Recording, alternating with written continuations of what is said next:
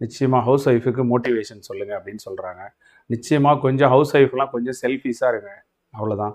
ஒரு சின்ன சர்க்கிளை தாண்டி பெருசாலாம் யோசிக்காதீங்க.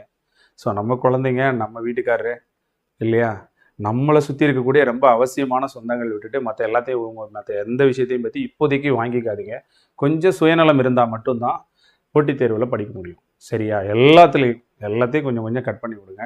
ஸோ ஒர்க்கு பார்த்து டெய்லி நமக்கு ஃபிக்ஸடாக சில ஒர்க் இருக்கும். ஒரு துணி துவைக்கிறதுலேருந்து, சமையல் பண்ணுறதுலேருந்து, பசங்களை ஸ்கூலுக்கு அனுப்புறது, அந்த ஃபிக்ஸட் ஒர்க்குள்ளேயும் அந்த ஒர்க்குள்ளேயும் ரெஸ்ட் எடுத்து படிக்கிறது, டைம் ஒரு 1/2 hour கிடைச்சாலும் எடுத்து படிக்கிறது. ஸோ இந்த மாதிரி உங்களை எப்போ நேரம் கிடைக்கும் புத்தகத்தை தூக்கலாம் அப்படிங்கிற மாதிரி ஒரு ஒரு கால்குலேஷன் பண்ணிக்கோங்க.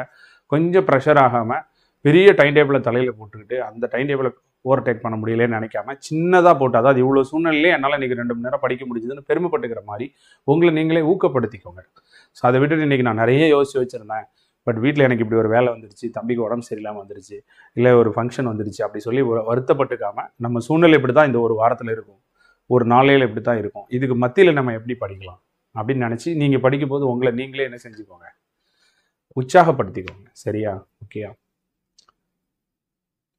சார்? கன்சிஸ்டன்சியாக படிக்கிறதுக்கு ஸ்டடி டிப்ஸ் சொல்லுங்கள் அப்படின்றாங்க. வேறு ஒன்றும் கிடையாது. சிறிய சிறிய இலக்குகளாக வச்சு படிக்கிறது, உங்களை நீங்களே உற்சாகப்படுத்திட்டு படிக்கிறது. ஸோ நீங்கள் எழுதக்கூடிய அந்த படிக்க ஒவ்வொன்றுக்கும் என்ன செய்யலாம்னா, ஏதாவது ஒரு டெஸ்ட்டோ, அதாவது பலன் கிடைக்குது அப்படிங்கிறத நீங்கள் உங்களுக்கு நீங்களே புரிய வச்சுட்டிங்கன்னா நிச்சயமாக அதை நீங்கள் கன்சிஸ்டன்சியாக படிப்பீங்க. நண்பர்களோடு சேர்ந்து படிக்கிறது, இல்லை ஒரு ஆசிரியருக்கு கீழே இருந்து படிக்கிறது, ஸோ இதெல்லாம் கட்டுப்பாடுகளுக்குள்ளே வரும். அந்த கட்டுப்பாடுங்கிற வளையம் உங்களை அப்படியே கண்டினியூ பண்ணி போகும். ஸோ உங்களை நீங்களே பூஸ்டப் பண்ணிக்கிறது, அதுக்கு தேவையான முயற்சிகள் எடுக்கிறது, ஒரு காலையில் எழுந்திரிச்சு அதுக்கேற்ற மாதிரி ஒரு யோகா பண்ணுறது, நம்ம ஒர்க் என்னன்னு அதை நினச்சி பார்க்குறது, இல்லை நோட்டில் எழுதி வைக்கிறது, கண்ட இடத்துலலாம் எழுதி வைக்கிறது, அதெல்லாம் பார்க்கும்போது மீண்டும் மோட்டிவேஷன் ஆகி, அதாவது திருப்பியும் புத்தகத்தை கையில் எடுக்காது. புத்தகத்தை கையில் எடுத்துட்டா நம்ம ஜெயிச்சிருவோம். ஆனால் புத்தகத்தை கையில் எடுக்கிறதுக்கு எதெல்லாம் தடையாக இருக்குதுன்னு பாருங்கள். அந்த தடையாக இருக்கிறதெல்லாம் சாக்ரிஃபைஸ் பண்ணுறதுக்கு தயாராக இருங்க. ஸோ அது கன்சிஸ்டன்சி பிரேக் பண்ணுறது காரணமாக இருக்கும். ஒரு செல்ஃபோன் நோண்டுறதா இருக்கும், இல்லை சில தேவையில்லாத சில தீய பழக்கங்கள் ஏதாவது இருக்கும், ஏதாவது கூட நட்பு, இப்போதைக்கு பொருத்தம் இல்லாத ஒரு நட்பு இருக்கலாம், இல்லை பொருத்தம் இல்லாத காதல் இருக்கலாம். இதெல்லாம் அப்படியே கொஞ்சம் கொஞ்சம் அங்கன கட் பண்ணி விட்டுட்டிங்கன்னா, ஸோ அதாவது ஓரளவுக்கு நம்மளை உயர்த்தக்கூடிய எந்த ஒரு விஷயத்தையும் நட்பை கூட வச்சுக்கோங்க, காதலை கூட வச்சுக்கோங்க. நம்மளை உயர்த்தக்கூடிய எந்த ஒரு தகவலாக இருந்தாலும் அதை கூட வச்சுட்டு முன்னேறி வாங்க. அதாவது உங்கள்ட்ட இருக்கக்கூடிய நெகட்டிவிட்டியும் பாசிட்டிவாக மாற்றி உட்காந்து ப்ரிப்பேர் பண்ணிங்கன்னா கன்சிஸ்டன்சி ஈஸியாக நீங்கள் மெயின்டைன் பண்ணலாம். வாழ்த்துக்கள். தமிழுக்கு மட்டும் ஒரு நியூ டெஸ்ட் பேட்ச் கட்டாயம் போட்டுருவோம். இந்த வருஷம் நிச்சயமாக எஸ்ஏ கால் ஃபார் எலெக்ஷனுக்கு அப்புறம் இருக்கும். ஒரு திருக்குறள் சொல்லுங்க அப்படின்னு சொல்கிறாங்க. ஸோ வாய்மை அப்படிங்கிற அதிகாரத்தில் எனக்கு ஒரு பிடித்த ஒரு திருக்குறள் இருக்குது. தன்னெஞ்சு அறிவது பொய்யற்க பொய்த்தப்பின் தன்னெஞ்சே தன்னை சுடும் அப்படிங்கிறாங்க. ஸோ நிச்சயமாக நல்ல மனிதர்களுக்கு அவங்களுடைய மனசாட்சியே போதும் இல்லையா? நல்லவருக்கெல்லாம் சாட்சிகள் 2, ஒன்று மனசாட்சின்னு ஒரு பழைய பாட்டு உண்டு பாருங்கள். அந்த மாதிரி நல்ல மனிதர்களுக்கு அவர்களுடைய மனசாட்சியே தாராளமாக போதும். அந்த மனசாட்சிட்ட மனசுட்ட இப்போ இந்த தீர்மானம் கூட எடுக்கிறீங்க பாருங்கள், ஒரு நியூ இயர் அன்னைக்கு நான் இப்படி இருக்கணும், இப்படி இருக்கக்கூடாது அப்படிங்கிற அந்த நல்ல எண்ணங்களை நம்ம ஆழ்ந்த மனசாட்சிட்ட போட்டு வச்சிட்டோம்னா, நம்ம சரியான டைரக்ஷனில் போனோம்னா நம்ம மனசாட்சி நம்மளை தட்டி கொடுக்கும். தவறான டைரக்ஷனில் போனால் அதுவே நம்மளை சுடும் இல்லையா? அதனால் எது சரி எது தப்பு அப்படிங்கிறது நம்ம மனசாட்சிக்கு தெரியும். நல்லவர்களுக்கு அதுதான் உங்களுக்கு கடவுள். அந்த மனசு என்ன சொல்லுதோ அதுபடி அவங்க நடந்துக்கிட்டா போதும். வாய்மை எனப்படுவது யாதனின் யாதொன்றும் தீமை இல்லாத சொல்லல் அப்படின்னு வள்ளுவர் அழகாக சொல்கிறார். வாய்மைங்கிறத உண்மைன்னு சொல்லலை, யாருக்கும் எந்த கஷ்டமும் தராத சொற்களை பேசுறது வாய்மைங்கிறாரு. அதே போல தான் ஒரு திருக்குறள் சொல்லுங்கன்னா, நான் சொல்கிற ஒரு அற்புதமான திருக்குறள் இதே தான். வாழ்க்கை அப்படிங்கிறது யாருன்னா, நம்மளால் யாருக்கும் எந்த காலத்திலையும் எனைத்தானும் எஞ்ஞான்றும் யாருக்கும் மனத்தானாம் மானா செய்யாமை தலை, அவ்வளோதான். எந்த அளவுக்குனாலும் எந்த காலத்திலையும் யாருக்கும் என்னால் ஒரு சின்ன கஷ்டம் வந்துடக்கூடாது, அவ்வளோதான். இப்படி ஒரு மனசாட்சியோடு வாழ்ந்தால் போதும். அந்த வாழ்க்கை ஒரு அற்புதமான வாழ்க்கை. அதை தவிர வேற ஒன்றும் வேண்டாம், அவ்வளோதான். இந்த வாழ்க்கையில் நாம் வாழ்ந்த காலங்கள் அப்படிங்கிறது மற்றவர்களை சந்தோஷமாக வச்சிருந்த காலங்களும் மற்றவர்களுக்கு நம்பிக்கை ஏற்படுத்திய காலங்களும் தான். ஸோ வாழ்ந்த காலங்கள் அப்படிங்கிறது அவங்கள சந்தோஷமாக வச்சுருந்ததும், சாதித்த காலங்கள் அப்படிங்கிறது அவங்களுக்கு தன்னம்பிக்கை ஏற்படுத்தினதும். நான் இருக்கேன் அப்படிங்கிற அந்த தன்னம்பிக்கையை நம்ம ஏற்படுத்திட்டாலே அதே ஒரு பெரிய சாதனை தான். மற்ற சாதனையெல்லாம் தூக்கி தூர போட்டுருங்க. ஸோ உங்களை சுற்றி இருக்கிறவங்களுக்கு நீங்கள் ஒரு ஹோப்ஃபுல்லான ஒரு மனிதர் அப்படின்னு சொன்னால், இதை விட வாழ்க்கையில் பெரிய சாதனை வேறு யாரும் வேறு எதுவும் செஞ்சிட முடியாது. அதுதான் பெரிய சாதனை. Okay, very good. ஏதாவது டாபிக் கிளாஸ் நிச்சயமாக எடுக்கிறீங்க. டைம் கிடைக்கல, இன்றைக்கே வாய்ப்பு பண்ணலான்னு பார்த்தேன், வழியில். ஸோ வெள்ள பாதிப்பு சரியாகி விட்டதா அப்படின்னா தூத்துக்குடி சைடில் கொஞ்சம் அதிகமாக இருந்தது. மற்றபடி திருநெல்வேலி தென்காசியை பொறுத்தளவையில் எப்படி சொல்கிறது, கொஞ்சம் வெள்ளம் வடியக்கூடிய பகுதிகள் தான் அது. அதனால் குயிக்காக மீண்டுமே இயல்பு நிலைக்கு வந்துட்டாங்க. No problem.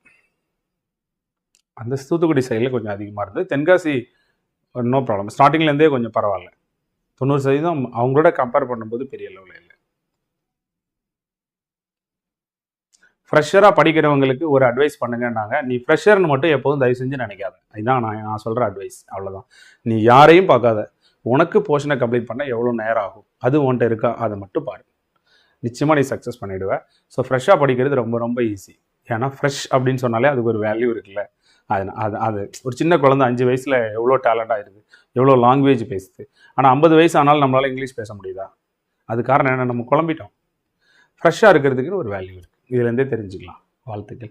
கணித வகுப்பு நிச்சயமாக நிறைய கொடுப்போம். ஆல்ரெடி நிறைய வீடியோஸ் இருக்குது, அதையும் ஃபாலோ பண்ணுங்கள் சந்தோஷ். இன்னும் நிறைய கூட கொடுப்போம். Sub inspector overall cut off expected அப்படின்னு சொல்கிறாங்க. அதாவது நார்மலாக வந்து எப்படின்னு கேட்டிங்கன்னா, ஒரு லாஸ்ட் மார்க்கில் எத்தனை மார்க் விட்டுருக்காங்கன்னு பாருங்கள். அதுலேருந்து ஒரு 9 மார்க்ஸ் 10 மார்க்ஸ் அதுதான் கட் ஆஃப்.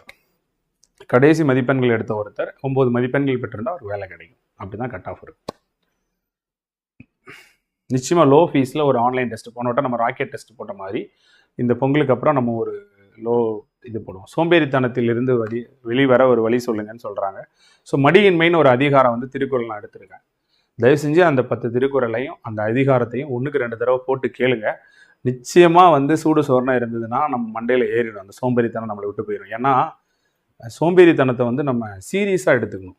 அதாவது எவ்வளோ அழகாக வள்ளுவர் சொல்கிறாரு பாருங்க, மடியை மடியா ஒழுகல் குடியை குடியாக வேண்டுபவருங்கிறாரு. நம்ம குடும்பத்தை குடும்பம்னு நினைக்கிறோன்னா சோம்பல்னு நினச்சி அதை சீரியஸாக நினச்சி அதை விட்டு ஒழிக்கணும். அதனால தான் இன்றைக்கி நீங்கள் கேள்வி கேட்குறீங்க. அந்த சீரியஸ்னஸ் உங்களுக்கு வந்துருச்சு. அந்த அதிகாரத்தையும் பாருங்கள், நிச்சயமாக உங்களுக்கு வந்துடும் இல்லையா? Thank you Siva, thank you. Unit 9 videos போட சொல்லிடுவோம். வெள்ளூர் டேஃபுக்கு வரேன் நான், நிச்சயமாக சீக்கிரமே வரேன். ஒரு 1 or 2 டேஸில் வரேன். வெள்ளூர், திருவள்ளூர் நிச்சயமாக வரேன். மேக்ஸ் தெரியல, வேற ஒன்றும் இல்லை தங்கம். மேக்ஸ் ஒன்றுமே கிடையாது. நீ ஒரே ஒரு கொள்கையை மட்டும் உனக்குள்ள எடுத்துக்கோ. இன்னையிலிருந்து 2 மணி நேரம் 2 மாதம் கணிதத்துக்கு நான் நேரம் ஒதுக்குவேன். என் உயிரே போனாலும் அந்த 2 மணி நேரம் மேக்ஸுக்கு தான் அப்படின்னு நீ உட்காந்துறேன். முதல் நாள் அது அப்படி உட்காரதுக்கு புக்ஸ் தேடுவேன். அப்போ கொஞ்சம் புக்ஸ் கலெக்ட் பண்ணுவேன். 2ஆவது நாள் வீடியோஸ் யாரெல்லாம் போட்டிருக்காங்கன்னு பார்ப்பேன். 3ஆவது நாள் உன் ஃப்ரெண்ட்ஸ்ட்டு இதை சொல்லிக் கொடுன்னு கேட்பேன். என்ன ஆனாலும் அந்த 2 ஹவர்ஸை குறைக்கக்கூடாது. நாளையிலேருந்து பார்த்துக்கலாம், தள்ளி போடக்கூடாது. அப்படி யாருமே இல்லைன்னா நீயே உட்காந்து என்ன செய்யணும், அந்த மேக்ஸ் அப்படியே நோட்டை பார்த்து பயிற்சி வேணாக்கலாம் அப்படியே கூட எழுதணும். நேரத்தை மட்டும் நீ குறைக்காம இரு. வேறு எதுவுமே பண்ண வேணாம். ஃபஸ்ட்டு ஸ்டார்டிங்கில் கொஞ்சம் ஃபார்முலாவிலேருந்து ஆரம்பி. அதாவது ஃபார்முலான்றதை விட வாய்ப்பாடுலேருந்து ஆரம்பி. அடுத்த நாள் பேசிக் ரூல்ஸ், அடுத்த வாய்ப்பாடு ஒரு 1 வீக், பேசிக் ரூல்ஸ் ஒரு 1 வீக், ஃபார்முலா ஒரு 1 வீக் அப்படிங்கிறதையும் ஒரு மைல்டாக ஒரு 1/4 மணி நேரம் 1/2 மணி நேரம் மனப்பாடம். ரிப்பீட்டடாக பெருக்கல் வகுத்தில் உனக்கு ஸ்ட்ராங்காக இருந்தாலே மேக்ஸ் வந்துடும். ஒரு ஸ்டேஜில் நீ மேக்ஸில் வந்து என்னென்ன உத்திகளெல்லாம் கடைப்பிடிக்க முடியுமோ அதுக்கு தேவையான மெட்டீரியல்ஸ் கலெக்ட் பண்ணுறது, டீச்சர்ஸ் தேடுறது, ஃப்ரெண்ட்ஸ் தேடுறது, யூடியூப் சேனல் தேடுறது, கோர்ஸ் ஜாயின் பண்ணுறது, அடுத்து நீ யாரு கூட குரூப் டிஸ்கஷன் பண்ணி படிக்கிறது, நீ யாருக்காவது சொல்லிக் கொடுக்குறது, இல்லை நீ ஒரு சேனல் ஆரம்பித்து அதிலேயே போஸ்ட் பண்ணுறது, ஒரு ஸ்டேட்டஸ். என் மேக்ஸ் மேத்தமெட்டிக்ஸ் எத்தனை பேர் ஸ்டேட்டஸ் வைக்கிறாங்க சொல்லுங்கள். நீ ஒரு மேத்தமெட்டிக்ஸை ஸ்டேட்டஸ் வை. யாராவது செஞ்சு அனுப்பிச்சிட்டாங்கன்னா அவங்களுக்கு வெரி குட்னு சொல்லு. ஒன்றும் தப்பு கிடையாது. இன்னைக்கு உள்ள காலகட்டங்களில் நம்ம தான் முயற்சி எடுக்கணும். நம்முடைய தொட்டனை தூரும் மணற்கேணி, அவ்வளோதான். நீ கணிதம் செஞ்சு பார்த்தா இது உனக்கு ஒரு பெரிய விஷயமாவே இருக்காது. சரியா? நல்லா படிங்க. All the best. ஸோ சாலை இளந்திரையனுடைய பாடல் பாடுங்கன்றாங்க. இன்று இலைப்பாருவோம் என்றிருந்தால் வழி என்னென்னவாகுமோ ஓரிரவில், சென்றிலை பாருக முற்றிடத்தே தம்பி தேன் வந்து பாயும் நெஞ்சிடத்தே. இன்னைக்கு ஒரு நாள் தானே, நியூ இயர் தானே, ரெஸ்ட் எடுத்துக்கலாம், நாளையிலிருந்து பார்த்துக்கலாம் அப்படின்னு நம்ம நினைச்சோம்னா இந்த ஒரு நாளில் நம்ம லைஃப் எப்படி வேணாலும் மாறிடலாம். ஒவ்வொரு நாளும் நம்ம விஜிலண்டாக இருக்கணும், விழிப்போடு இருக்கணும். இந்த ஒரு செகண்ட் கூட நம்ம லைஃப்பை மாற்றிடலாம்னு நினைக்கணும். வினை பகை என 2 எச்சம் நினைவுங்கால் தீயச்சம் போல தெருங்கிறார். செஞ்சிட்டு இருக்கிற வேலையில சின்ன ஓய்வு இருந்தால் கூட அது நமக்கு வந்து தீ போல என்ன செஞ்சிடும், நம்ம வாழ்க்கையவே அழிச்சிடும்.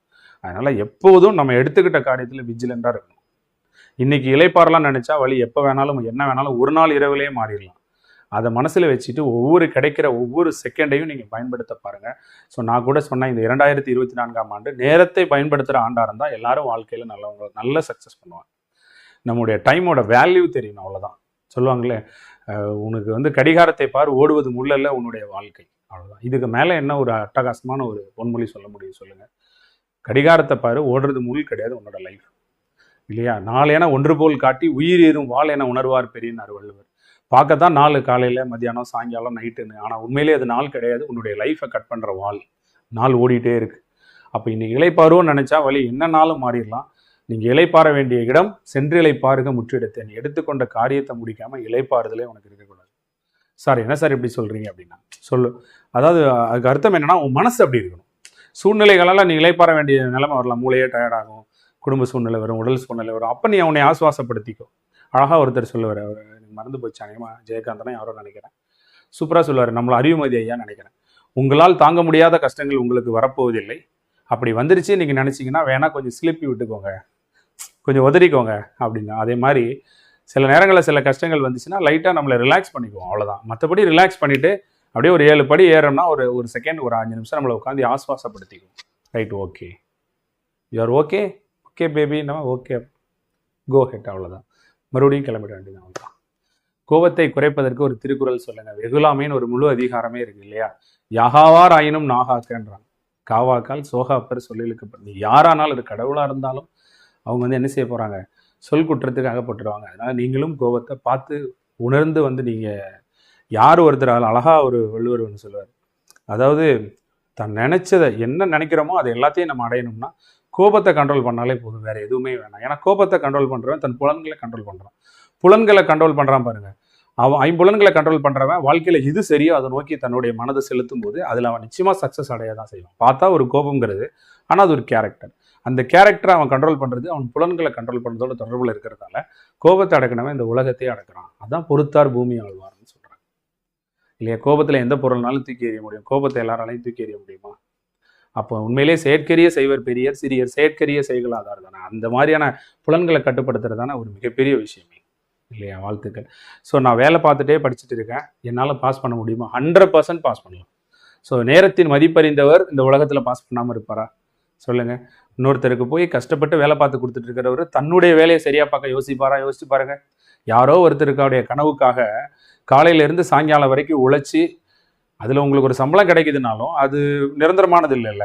அவ்வளோ கஷ்டப்பட்டு யாரோ ஒருத்தருடைய கனவுக்காக ஓடுற நீ உன்னுடைய கனவுக்கு நீ விளையாட்டுத்தனமாக இருக்கலாமா? இந்த சீரியஸ்னஸ் இருந்தால் போதும், வேலை பார்த்துட்டே படிக்கிறவா படிச்சுட்டு அவ்வளோதான். சரியா? குடியாண்மையுள் வந்த குற்றம் ஒருவன் மடியாண்மை மாற்ற கெடும், அவ்வளோதான். நீ அந்த அந்த அந்த வேலை போக மீதி இருக்கிற யாருனாலும் என்ன 24 மணி நேரமாக வேலை வாங்கிட முடியும்? நல்லா யோசிச்சு பாருங்க. மிச்சம் எப்படினாலும் எனக்கு தூங்குறதுக்கும் டைம் தந்து தானே ஆகணும். எப்படினாலும் வந்து ஒரு மனுஷன் செய்யக்கூடிய வேலையை தான் எனக்கு கொடுத்தாகணும். மிச்சம் இருக்கிற நேரம் இருக்குது பாருங்க, அதை பக்குவமாக பயன்படுத்துங்க. நிச்சயமாக வேலை பார்த்துட்டு கூட சக்ஸஸ் பண்ண முடியும். வேலை என்றைக்கும் உங்கள் வெற்றிக்கு தடையாக இருக்காது, அதை மனசில் மட்டும் போட்டுக்கோங்க. படிப்பு நல்ல உச்சத்தில் வருதுன்னா அந்த டைமில் கூட லீவ் போட்டு கூட நம்ம படிச்சுக்கலாம், நோ ப்ராப்ளம். சரி, ஆனால் வேலையில் இருந்துட்டு ஒரு குறிப்பிட்ட போர்ஷனை முடிச்சுட்டு அந்த டிசிஷன் எடுக்கணும். அரூர் வட்டாரத்தில் வேள்வி டெஸ்ட் நிச்சயமாக சீக்கிரமே அரூர் வந்து மாணவர்களை பார்க்குறேன். இந்த வீக்லேயே ட்ரை பண்ணுறேன். வாழ்த்துக்கள், வாழ்த்துக்கள். 2024க்கு ஒரு புத்துணர்ச்சி வாக்கியம், புத்துணர்ச்சியான ஒரு வாக்கியம் சொல்லுங்க. நான் ரொம்ப சிம்பிள்.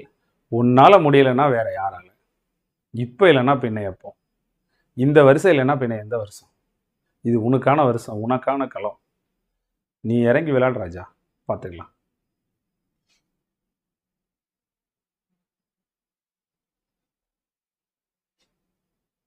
வாழ்த்துக்கள். ஸோ உங்கள் இன்ஸ்பிரேஷன் யாருன்னு கேட்குறாங்க. என்னோட ஸ்டூடெண்ட்ஸ் தான், மாணவர்கள் தான் என்னோட இன்ஸ்பிரேஷன். ஞாயிற்றுக்கிழமை மட்டும் இருக்காது, நிச்சயமாக 1 அல்லது 2 காலங்களாகும். ஸோ அன்பானவருடைய இறப்பில் இருந்து அன்பானவருடைய ஒன்று வந்து செய்வேன். ஓகே, அன்பானவர்களுடைய இறப்பு அனைமாக தான் நான் இருக்குன்னு நினைக்கிறேன். ஸோ அன்பானவர்களுடைய இறப்பிலிருந்து எப்படி வெளிவருது அப்படின்னு சொல்லி கேட்குறாங்க. ஸோ ஒரு விஷயம் நல்லா தெரிஞ்சுக்கோங்க, தவிர்க்க முடியாததை தாங்கி தான் ஆகணும். சில நேரங்களில் ரொம்ப அன்புக்குரியவங்க இல்லை அப்படின்னு சொன்னால் உலகத்தில் எல்லாத்தையுமே கூட ஒரு ஸ்டேஜில் நம்ம வெறுத்துடுவோம். நில்லாதவற்றை நிலையென என்றுணரும் புல்லறிவாண்மை கடை. யாராக இருந்தாலும் சரி, நிச்சயமாக ஒரு நாள் போய் தான் ஆகணும். அதை நம்ம மனசில் வச்சுக்கோங்க. நாமும் அதுக்கு விதிவிலக்கு இல்லை, அவ்வளோதான். என்ன சில நேரம் கடவுள் மேலே கோவம் வரும். இவ்வளோ நல்லவங்களை நீ ஏன் எடுத்துக்கிற? எவ்வளோ பேர் இந்த உலகத்தில் அயோக்கியந்தனம் பண்ணிட்டுலாம் இருக்கும்போது ஒரு நல்லவனுக்கு இந்த கஷ்டமா அப்படின்னு தோணும். ஒரு விஷயம் மட்டும், நேற்று இருந்த கவலைகள் வந்து இன்றைக்கி இல்லை. இன்றைக்கி இருக்கிற மகிழ்ச்சியும் நாளைக்கு நிரந்தரம் இல்லை, அவ்வளோதான். எப்போ வேணாலும் வாழ்வில் வந்து மாற்றங்கள் வந்து நிகழலாம். இன்னும் பார்த்தீங்க அப்படின்னு சொன்னால் சில சின்ன குழந்தைங்க சில சூழ்நிலைகளில் சிலருடைய கஷ்டங்களை இன்னும் ஏற்றுக்க முடியாத அளவுக்கு கூட மாற்றங்கள் இந்த லைஃப்பில் இருந்துட்டு தான் இருக்குது. ஸோ இதெல்லாம் மானுட வாழ்வினுடைய யதார்த்தங்கள் தான் அப்படிங்கிறத தெரிஞ்சுக்கோங்க. ஸோ எல்லார்ட்டையும் நான் கேட்டுக்கிறது என்ன அப்படின்னு சொன்னால், இரக்கங்கள் வந்து அர்த்தமற்றவை, அவ்வளோதான். அதாவது இரங்கல்கள் வந்து அர்த்தமற்றவை. வாழும்போதே நம்ம என்ன செஞ்சிடணும்னா, நம்ம கூட இருக்கக்கூடிய தாயாக இருக்கட்டும், தந்தையாக இருக்கட்டும், சுற்றி இருக்கிறவங்களா இருக்கட்டும், எவ்வளோ மனசார நல்ல வார்த்தைகள் பேசி தன்னம்பிக்கையாக வச்சு வாழ்ந்துடணுமோ வாழ்ந்துடணும். நாளைக்குன்னு ஒன்றும் கிடையாது. அவ்வளோதான். இருக்கிற காலங்களில் இருக்கிறவங்க கூட வாழ்ந்துருங்க. ஸோ இல்லாத போது அவங்க நினைவுகள் கூட வாழ்ந்துக்கோங்க. ஆண்டவன் வந்து அந்த நினைவுகளை நமக்கு கொடுத்துட்டு போனதே மனசாட்சின்னு ஒன்று, மனசுன்னு ஒன்று வச்சதே அதுக்காக தான். ஏன்னா நினைவுகள்னு ஒன்று இல்லைன்னா அந்த பிரிவினுடைய வழியை நம்ம உணராமல் போயிடுவோம். எவ்வளோ காதலிக்கிறோன்னு தெரியாமல் போயிடுவோம். ஸோ அதனால் அந்த காதலாக அந்த நினைவில் அவங்கள தூக்கி சுமக்கிறது மூலமாக அர்ச்சனை பண்ணுங்கள். அதை வேதனையாக நினைக்காதீங்க. அவ்வளோதான். நீங்கள் பிஸியான ஷெடியூல்லையும் ஒரு நிமிஷம் நினச்சி பார்த்தா கூட அது ஒரு மிக உயர்வானது தான். சில பேர் என்னென்னா அந்த கஷ்டத்தில் இருக்கிறதையே விரும்புவாங்க. அதனால தான் வெளியில் வர முடியாமல் கஷ்டப்படுவாங்க. ஏன் அதில் இருக்கிறத விரும்புகிறாங்கன்னா, எங்கே ஒருவேளை அதுலேருந்து நம்ம வெளியில் வந்துட்டா நம்ம வச்ச பாசம் அவ்வளோதானோ அப்படின்னு அவங்களே அவங்களுக்கு தண்டனை கொடுத்துக்கிறாங்க. அதுதான் உண்மை. ஒன்றும் தப்பு இல்லை. உங்களை விரும்பக்கூடியவர் என்றைக்கும் நீங்கள் வந்து அவங்கள மறந்துட்டீங்கன்னு வருத்தப்பட போகிறதே இல்லை. அவங்கள நீங்கள் நினைக்கக்கூடிய நேரத்தில் அதுக்குன்னு ஒரு நேரம் ஒதுக்கிட்டு நீங்கள் இன்னும் கொஞ்சம் டீப்பாக கூட அவங்கள நினச்சி பாருங்கள். அவங்களுக்கு தெரியும் நீங்கள் நல்லா இருக்கிறது தான் என்றைக்குமே அவங்க விரும்பியிருப்பாங்க. அவ்வளோதான். நீங்கள் உங்களுக்காண்டி தான் நான் இந்த பொசிஷனுக்கு வரப்போகிறேன், இல்லை உங்களுக்காண்டி தான் நீங்கள் விட்டுட்டு போன பொறுப்புகளெல்லாம் நான் செய்ய போகிறேன் இல்லையா, அதை நினச்சி நீங்கள் சந்தோஷப்படுவீங்கன்னு நினச்சி அதை பாசிட்டிவான விஷயத்துக்கு திருப்ப பாருங்கள். நிச்சயமாக உங்கள் மனசுக்கு ஒரு ரிலாக்ஸேஷன் கிடைக்கும். இல்லைன்னா அவங்க பேரை வச்சு ஏதாவது ஒரு சர்வீஸ், இப்போ பாருங்கள், நம்ம ஒரு அற்புதமான ஒரு மியூசிக் டைரக்டர் அண்ட் ஒரு நடிகர் கூட இருந்தார். அவருடைய தம்பி கூட, அவருடைய பையன் கூட தவறிட்டார். மறுநாளே அவர் ஒரு ஸ்டேட்மெண்ட் கொடுத்தாரு, அவருடைய பேரில் நான் நிறைய பேருடைய வாழ்க்கையை மாற்ற போகிறேன் அப்படின்னு. தான் பாசிட்டிவிட்டி. அவ்வளோதான். எந்த ஒரு செயலும் வீண் கிடையாது. அவ்வளோதான். என்னை பொறுத்தளவையில் நம்ம இந்த வாழ்க்கையில் செய்யக்கூடிய எந்த ஒரு செயலும் வீண் கிடையாது. நம்ம மனசு நினச்சிருச்சுன்னா அந்த செஞ்ச செயலுக்கு நம்ம செஞ்சது சரியோ தப்போ தெரியாது, அதுக்கு ஒரு நியாயம் கற்பிக்கிறதுக்கும் அதில் 4 பேர் நல்லா இருக்கிறதுக்கும் ஏதாவது ஒரு விஷயத்த செய்ய முடியும். அவ்வளோதான். ஏதாவது ஒரு விஷயத்த சும்மா அலைஞ்சிட்டு திரும்பி வரனா கூட வர வழியில் 2 பேருக்கு நலம் விசாரித்து எப்படி இருக்கீங்க, நல்லா இருக்கீங்களான்னு அவங்கள சந்தோஷப்படுத்தி பார்த்து நம்ம அலைச்சலை கூட பாசிட்டிவாக மாற்றி ஒரு 4 பேருக்கு நல்லது செஞ்சுட்டு நம்மளால் வர முடியும். புரியலைங்களா உங்களுக்கு? எங்கேயுமே நம்ம நினச்சிட்டு இருக்க மாதிரி இல்லை. நம்ம செய்யக்கூடிய சர்வீஸும் நம்ம கூட நம்மளுடைய மனசையும் நம்ம சரி பண்ணி வச்சுக்கிறது நம்ம கையில் தான் இருக்குன்றதை நம்ம உணர்ந்துட்டோம்னா எதுவுமே லைஃப்பில் வீண் கிடையாது. அது போகிற போக்கிலெல்லாம் லைஃப்பை நம்ம என்ன செய்யலாம், என்ஜாய் பண்ணலாம். எஸ்ஐக்கு டெஸ்ட் வச்சும் பொங்கல் கழிஞ்சோன்னா ஸ்டார்ட் பண்ணிவிடும். இப்போவே ரீசன் போட்டுரும். காரணமே இல்லாமல் அலட்சியப்படுத்துகிறாங்க. அந்த அலட்சியம் மட்டும்தான் உன்னுடைய லட்சியத்தை நோக்கி ஓட வைக்க போகுது. Gayathri, you are gifted. அவ்வளோதான். அது நீ பாசிட்டிவாக நினச்சிட்டேன்னா உன்னை அலட்சியப்படுத்துறது தான் உனக்கு லட்சியமாக உன் லட்சியத்தை நோக்கி வேகமாக ஓட வைக்கும். ஸோ அந்த ஃபியூலுக்காக அவங்களுக்கு தேங்க்ஸ் சொல்லிட்டு நீ மூவ் பண்ணு. இப்போ உடனே எஸ்ஐக்கு டெஸ்ட் போட்டுருவோம். வனத்துறைக்கும் டெஸ்ட் பேட்ச் போட்டுருவோம். பொங்கல் முடிஞ்சு 175+ எடுத்துடலாம் நிச்சயமாக. பயத்தை விடுறதுக்கு என்ன பண்ணணும் அப்படின்னு கேட்குறாங்க. ஸோ எப்போதுமே தைரியமாக இருக்கிறதா முதல்ல மனசில் சொல்லி பழகணும். அது ரொம்ப ரொம்ப முக்கியம். I am confident. இன்னொன்று, நம்ம இன்னொருத்தரை நம்பி இருக்கக்கூடாது. நம்மளை நம்பி நிறைய பேர் இருக்காங்க நம்ம நினைக்கும் போது நம்மள்ட்ட எங்கேருந்து தான் தைரியம் வரும்னு தெரியாது. அதனால் நிறைய பேருக்கு தன்னம்பிக்கையான வார்த்தைகளை நீங்கள் சொல்லுங்கள். நிறைய பேரை நீங்கள் பூஸ்டப் பண்ணுங்கள். நீங்கள் பூஸ்ட் ஆகிடுவீங்க. வேறு எதுவுமே வேணாம். பிறருடைய உயர்வுக்கு நீங்கள் திங்க் பண்ணிங்கன்னா உங்களோட உயர்வு தானாக வளர்ந்துடும். அது போல தான். ஜிஎஸ் எப்படி படிக்கணுன்றாங்க. சிலபஸ் ஃபோக்கஸ்டாக படிக்கணும் ஜிஎஸ். அடுத்து ஸ்கூல் புக்கில் இருக்கிற ஃபஸ்ட்டு ஜிஎஸ் தலைப்புகளை ஃபஸ்ட்டு கம்ப்ளீட் பண்ணணும். ஸோ அது அப் டு 10th வரைக்கும் முதல்ல கம்ப்ளீட் பண்ணிவிட்டு அப்புறம் 11th 12th செலக்டிவாக கம்ப்ளீட் பண்ணால் போதும். சில தெரியாத தலைப்புகளுக்கு ஆசிரியர் பெருமக்கள்கிட்ட கேட்டு படிக்கிறது நல்லது. கட்டாயமாக சில தெரியாத பாடங்களுக்கு குறிப்புகள் எடுக்கிறதும் நல்லது. அந்த பர்டிகுலர் தலைப்பில் நிறைய one word multiple choice practice பண்ணுறது ஜிஎஸ்ஸை வந்து வலுப்படுத்தும். முதல்ல ஜிஎஸ் வந்து ஒரு கடல் மாதிரி, அது அவ்வளோ சீக்கிரத்தில் கவர் ஆகாதுன்றதை மனசில் புரிஞ்சுக்கிட்டு கொஞ்சம் கொஞ்சமாக கரைக்க முற்படணும். ஸோ ஃபஸ்ட்டு ஜிஎஸ்சில் நல்ல இன்ட்ரெஸ்டான சப்ஜெக்டையும் அப்புறம் ஸ்கோரிங் சப்ஜெக்டையும் அப்புறம் வீக்கான சப்ஜெக்டையும் கான்சன்ட்ரேட் பண்ணணும். ஸோ வீக்கான சப்ஜெக்ட்டுக்குன்னு ஒரு குறிப்பிட்ட நேரம் எப்போதுமே ஜிஎஸ்சில் ஒதுக்கிடணும். ஏன்னா கால்ஃபர் டைமில் வீக்கான சப்ஜெக்ட் நம்மளால் படிக்க முடியாது. அதுக்கு நிச்சயமாக ஒதுக்கிடணும். ஸோ மார்க்கெட்டில் ஜிஎஸ்சிக்குன்னு 2-3 நோட்ஸ் கட்டாயமாக வாங்கி வச்சுக்கணும். ஏன்னா சிலபஸ் வைஸாக ஜிஎஸ் படிக்கும்போது ஸ்கூல் புக்கை தாண்டியும் சில தகவல்கள் வெளியிலேருந்து வர்றது உண்மைக்கு வருது தான். அதனால கொஞ்சம் அதையும் நம்ம பார்த்துக்கணும். அதையும் கொஞ்சம் பார்த்துக்கோங்க. ஜிஎஸ் சைடில் எப்போவுமே குரூப் 1 ஸ்டாண்டர்டுக்கு ப்ரிப்பேர் பண்ணிட்டா குரூப் 4 குரூப் 2 ஒரு பெரிய விஷயமா இருக்காது. லோ லெவலில் ப்ரிப்பேர் பண்ணாதீங்க. ஜிஎஸ்ஸை பொறுத்தவரை ஸ்ட்ராங்காகவே ப்ரிப்பேர் பண்ணுங்க. சரியா?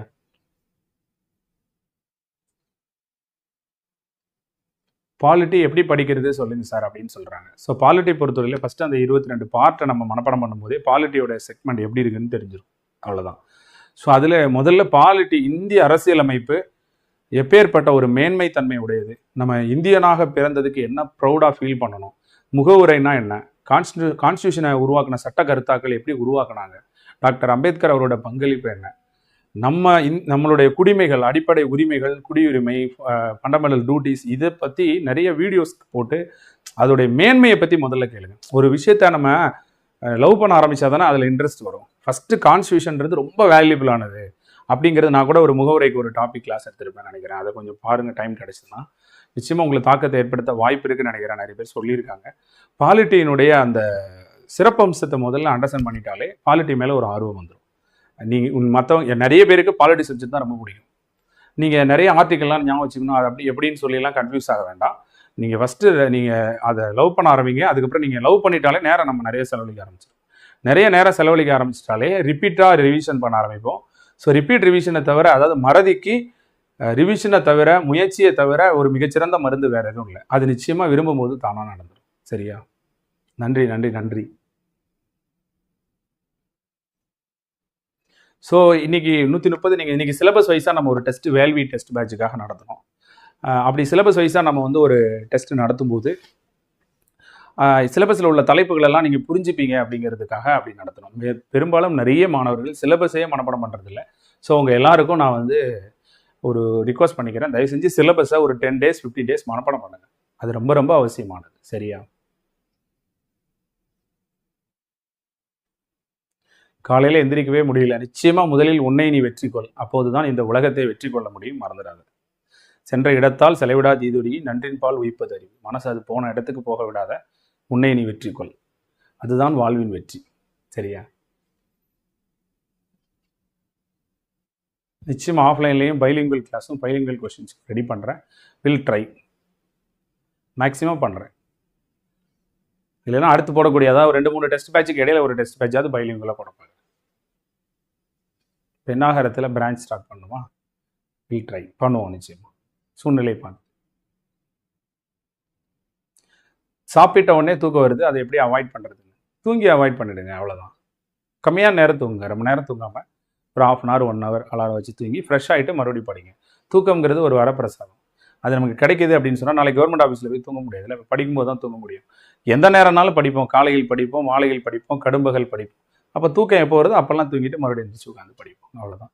தூங்கிட்டா அதுக்கப்புறம் நான் நேரத்தை பயன்படுத்துவேன்ற எண்ணம் வந்துருச்சுனாலே தூக்கம் கூட ஒரு வரம் தான். கவலைப்பட வேண்டாம். நான்லாம் சில நேரம் மத்தியானம் தூங்கிடுவேன். நல்ல வேலை தூங்கிட்டேன்ப்பா, நைட்டு உட்காந்து படிக்கலாம் அப்படின்னு நினைப்பேன்.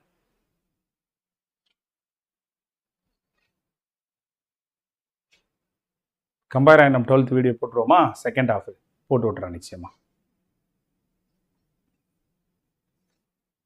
கோயம்புத்தூரில் இப்போ சுரேஷ் ஐஎஸ் அகாடமி ஓப்பன் பண்ணியிருக்காங்களே.